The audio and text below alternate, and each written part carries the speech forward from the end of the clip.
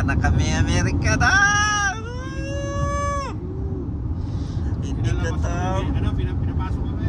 Ilang oras yung biyahe natin doon? Oh my God. 3 oras yata tayo doon, no? Tawag tayo kabila. 4 hours? 4 hours?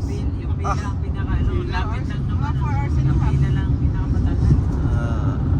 Grabe, yan ang sa Las Vegas na tayo kung dire-diretso. Ganun, at least na-experience yung ano ba, yung ganun na ganun pala pag mag-exit. Oh, tatanong ka.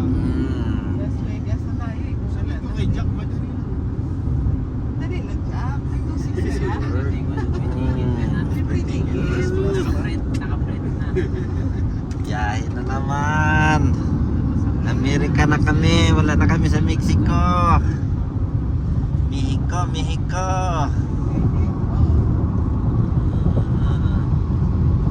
Akala mo yung isin din, eh, no? Siyempre. Ah, may visa si Coach. Sir, parang ginagawa mo yatang eroplano yung sasakyan, sir, ha? Ate na. Ikaw, Coach. Ha? Ala.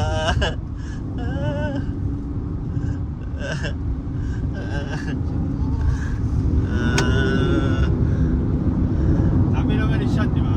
Ah. Depende lang sa oras ng labas nyo. Lumabas kayo ng tanghali. Yari kayo. Kape.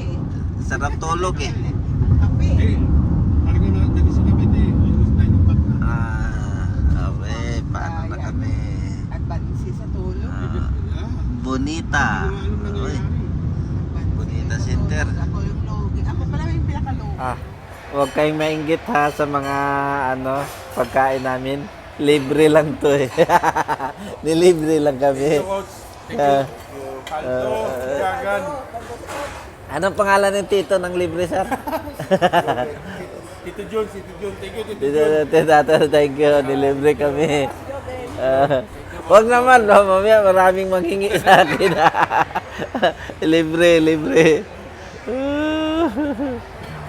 Kainan talaga. Ngayon lang kami nakakain ng buwelo kasi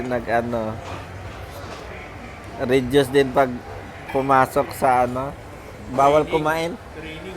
Bawal kumain papasok sa Overweight. ilang oras? 4 hours. 4 hours kami naghintay. Walang pagkain, walang ihi. Wala.